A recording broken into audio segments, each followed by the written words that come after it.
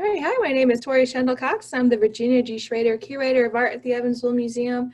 And to have a part two to episode 21 of Cultural Insights, Interviews in the Creative Sector, we heard from Julie Deckner, who talked about the Journal of a Plague Year repository. And today we have Erin Craft, who actually is one of the masterminds behind that repository, and is going to show us the back end of what this looks like. So in museum studies, you'll hear a lot of professionals talk about our projects, our methodologies, how we do things, but very rarely do we show visual representations and actually go through the building blocks of how we created things like repositories or exhibitions, and especially with the changing demographics of things being physical and now going virtual, we want to make sure that we take this time to show how did we actually make that virtual component. So Erin, I appreciate your time today, and I'm going to turn it over to you. All right, thank you for that kind introduction. And you use the word mastermind. I'm more of a worker bee type of person, but yes, I am in the weeds every day with the curating process and turning items that people contribute to us into digitally accessible to the general public. I'm going to go ahead and share my screen so I can kind of walk you through a few things, if that's okay. Hopefully I don't have any of my shopping showing. There's Zoom. All right. So first, when we ask someone to come share a story with us, we have a very simple share your story form. And it looks like this. It's at covid19.org. And they go through and we ask for a title. We ask for if they have any files they need to attach. Tell us what this object is, whether it's a story that they're telling us or a photograph or a link, things like that. And this is the most important one. And we want whatever they're sharing with us, we want their feelings about it. We want what it means to them. Why are they sharing it with us? Why is it important to the archive in general? So that one, we hope people take the time to do a personal description if they can, if it's something they feel comfortable doing. We ask for hashtags if they're comfortable doing that. We want for them to kind of describe what something is. If there's a website associated, they could add that in there, and then we ask for the creator.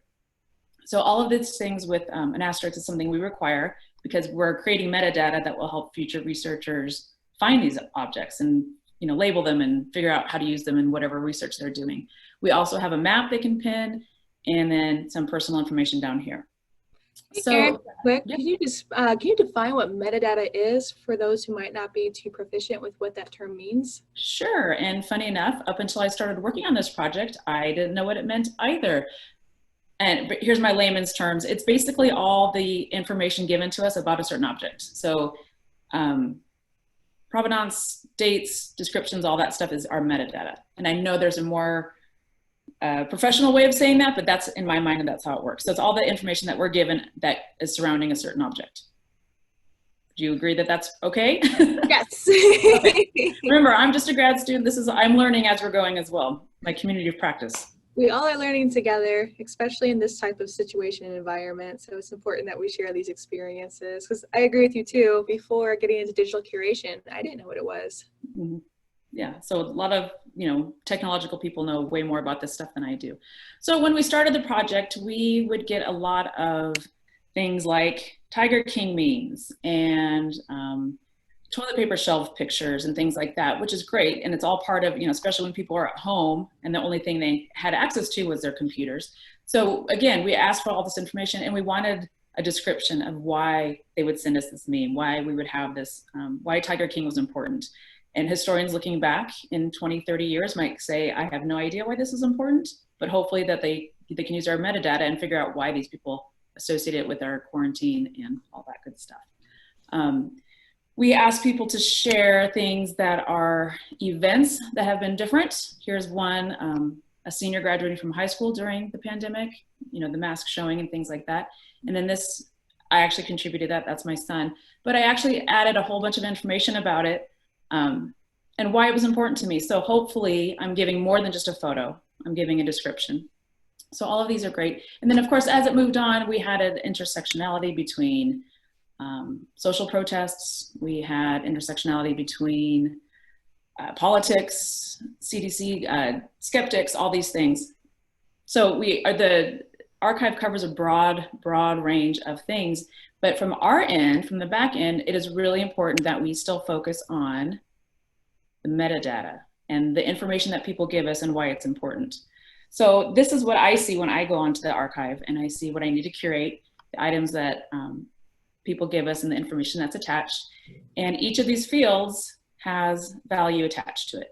We keep track of creators. We keep track of if we are working with groups. For example, the Evansville Museum, we had an event identifier that kind of helps us keep track of that. We have our partners institutions, so we can keep track of everything that is associated with Evansville Museum or Rochester Institute of Technology or the Philippines Library, things like that. We can search by type. How many photographs did we get? How many text stories did we get? How many websites did we get? We can use the links to go back through and look at what kind of resources we're using. We also create permalinks, which is kind of a new technology that I didn't know much about, but basically you create a permalink we use the Wayback Machine, and it creates a record of what was on that website on any given day. I mean, we all know that websites change rapidly, so an article that might be posted in March would not necessarily be there in May. So we use the permalink so we can keep a record of that. Again, for future researchers to say, well, this article doesn't exist anymore, but this is what it said on March 13th or whatever. This section right here, we have controlled vocabulary, and our curators go through, and every item we assign a broader category to it.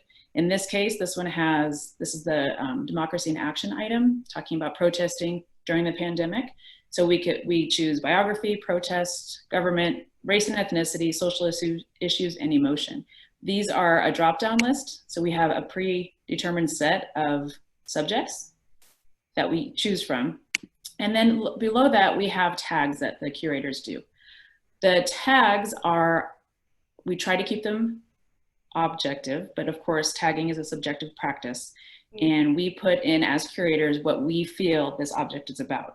We aim for things that will be represented across broader terms. So we don't want something so unique that it never shows up again. But if it's really important to the item itself, then yes, we want to include it. So, and this one's actually a really good example. George Floyd, we had many, many, many items come in May and June and July, and continuing today, that reference George Floyd. So in 20 years, a historian can go back and search for George Floyd and find all of these items that referenced him. So that's why the tagging is so important. We have a lot of tags. Democracy, masks is a huge one. That's one of our biggest tagged collections. You saw in your museum. It's important to people. I mean, it's covering more than just your face. It's covering your beliefs. It's covering all these different things. Mm-hmm. So we use this tagging as a way to further categorize the objects that we are getting. We added contributors tags recently. We realized that a curator tagging an item is different than what a contributor would tag it as, and that contributor's voice is super important. So this is a new subject area that we have. This was an older item, so it doesn't have it yet. But anytime a contributor would put a hashtag in, this is the section that would go in. These are often different than what a curator would do. A contributor's tags and a curator tag sometimes overlap, but a lot of times it's interesting the differences that emerge out of that. We have been creating collections this whole time. We have graduate students that have sought out groups that are underrepresented. We have, in your case, museums that have already created content in a collection in and of itself, and then we put that in this collection. So again, we are organizing all these items in a way that future researchers can use to research, follow patterns, look at paths and things like that. And then if we have an institution like the Evansville Museum, we would put that here. We can link items together, which is great. We have a whole site that's for teachers to teach the pandemic. And one of the things we ask them to do is that if they assign their students to contribute something to the archive, which we love getting student voices, high school students. We have one teacher having her 7th graders contribute, which is great. Mm-hmm. Then we link all the items that are turned in related to that assignment to the original assignment. So another teacher could come in and look at that assignment and see what kind of responses that they got. I think that in and of itself is going to be really valuable, and underrepresented voices, high school students, so that's exciting to me. I worked on that project. That was really exciting. And then we keep notes as curators. Ideally, we don't alter any submission that we get. We don't want to change its meaning. We don't want to change what the contributor intended to tell us. So anything that we change in order for us to preserve our metadata, we make sure that we note it. So if we moved, if the contributor gave us a phrase instead of a word for the date field, or if they said, this is a photo I took with my grandfather last Tuesday, then we keep that phrase, we just move it to an area that's not gonna mess up our list of things. So we put photograph there, but then we keep the phrase that they told us about that photograph in another area. So it's really important to us that we're not changing what they gave us, but we are making it searchable and usable and all those good things. So it's kind of a, I don't know, a joint venture, I guess. So a lot of things like that, and it's kind of, I hate to say boring, but you're kind of slogging through item after item after item. And then every once in a while an item reaches out and you just really get, sucked into the questions about it.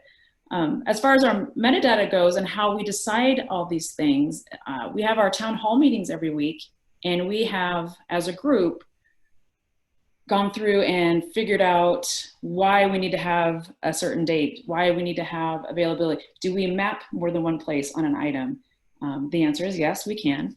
What kind of dates are important? How many dates do we need? The answer is 4. So we've gone back and forth, and we have all these experts, all these super intelligent people that have worked in digital archives, or they're oral historians, or they're just historians in general.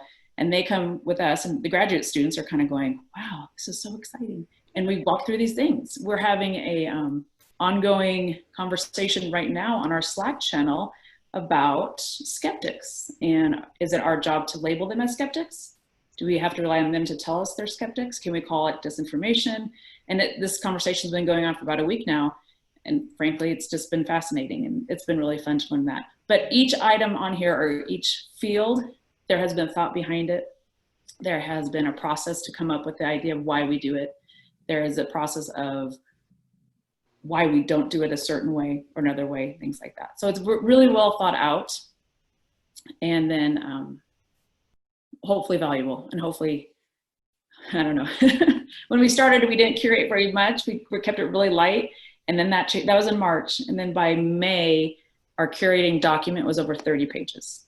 Wow. So we went from, let's just do a really light curation, to we really need to organize as much as we can. And it shows the care that we have put into this project, that we're taking each item and making it something really, really special. Absolutely. Let me think of what else should we talk about. Oh, item sets. So we have all the items come in under the COVID-19 archive. And then within that archive, we have different partner groups. Let's go back to this one. And we have Australia, Boston, Brooklyn College, Canada, immigrant stories, Southwest stories, LGBTQ plus stories. So all of these items get put into a set, and from this set we can make collections, we can make an exhibit, we can make a separate smaller site if we wanted. So we're collecting all this stuff and assigning it meaning and putting it in categories with the idea that down the road there are so many things we can do with this. So I mean, we use the term curators talking about what I do with the items when they come in. I don't really feel like that's accurate, because I'm not really curating. I'm more, I think the word might be like indexing, labeling, categorizing. I think down the road, a true curator, someone trained in the idea of creating a collection based on items, would come in and create something and make meaning out of a random collection. Does that make sense? Yeah. So I don't like using the word curating for myself, but I know exactly, like down the road, people will definitely be curating. So like the museum thing you just showed us, right? I mean, you curated this amazing exhibit based on all these different items. So I'm labeling the items at this point. Someone else will come down the road and curate them. And that is essential to what we do, because that's our collections team working at its best, whether it's the collection management or registration. And I can't do my job if it's not done in this proper formula and format, because I'm not exactly going to know what we have available to us. So I'm sincerely appreciative as a curator for the work that you're doing, because if you don't do the back end work, I can't do the front end. Yeah. Well, thank you. I appreciate that. Yes, the back end work is my sweet spot. I did want to show you one thing. We had 2 graduate students that created a collection around LGBTQ plus stories. And then they created this most amazing exhibit. And I think this is a wonderful example of down the road, what people will be able to do with the archive stuff. And they created some pages based on different things. And within each of these pages, they added items. So these are each items within the archive. There we go. And then they, came out and had almost like a virtual signage next to an item that you'd have in a museum. So they came out and they talked about it. They came out with some meaning behind these items that they collected. And they've created this beautiful, beautiful exhibit, online, digital, with all these different items and all these different voices. And I just think it's amazing. And I show everyone I see, because I think this is something that we can replicate in the future with who knows how many different issues, who knows how many different groups, underrepresented groups, all that good stuff. Absolutely. So what else? I feel like I'm just rambling. Oh no, this is perfect, because the whole point of this was to see what does this back end actually look like. Because again, we want to encourage people to contribute to the archive. Absolutely. But for example, how the Evansville Museum collected, we created a Google Drive, and we wanted to make sure that we can show that even small institutions with single departments. So for example, it was first just me collecting, and then my coworkers started collecting, but we are a mid-sized institution, but only had 2 people working on this. And what was great about that is we were just compiling stuff in a Google Drive. And then as you see how we have the picture and the formula, a local artist helped us do the graphic designing, and we created this robust collection of document history in the making. And it was really interesting to see how an art curator and a history curator were able to make something that's aesthetically pleasing, that talks about visually and also through text what is actually going on, the human response and an historical reasoning, or the historical thought, or the subjective aspect of what's going on, trying to better process this pandemic, not only for our community, for the broader community as well. And that's what Julie noted in her last episode, episode 21, of how she was able to connect with more of the humanist experience as well as her students. So it's very powerful to see what we can do with these collected objects. And Absolutely. if it's not for people like you, Erin, what we collect, it has reverence, don't get me wrong, but it's not as digestible as it is when you see this. So it's really important to me that we go through these processes. So that's essentially what we wanted to show today. So is there anything else you'd like to share with our viewers? Well, I would like to say that every group that I've worked with giving us items, or like Evansville Museum, you can put it on a Google Drive. I've worked with Dr. Decker collecting her students' items. Every single one has been different, but yet we've met their needs, and we've allowed them to put their items in our place, make it a safe repository, and work with however they wanted it represented. So anyone that, I mean, from a small museum, we're working with the Philippines Library, I mean, to a national museum.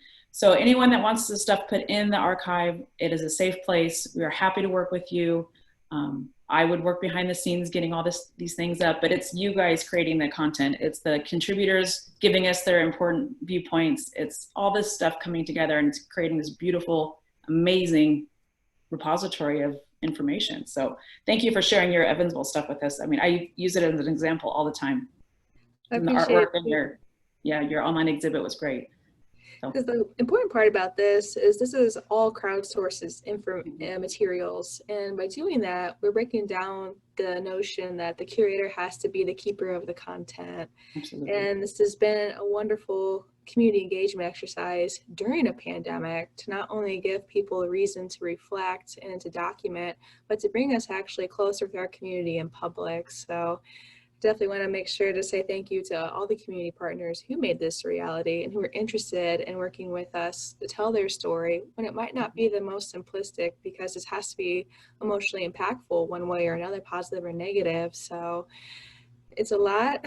I'm grateful, and I'm glad that we're able to reflect on this and document this history. Erin, if there's something else you'd like to share with us, I definitely would like to thank you for your time.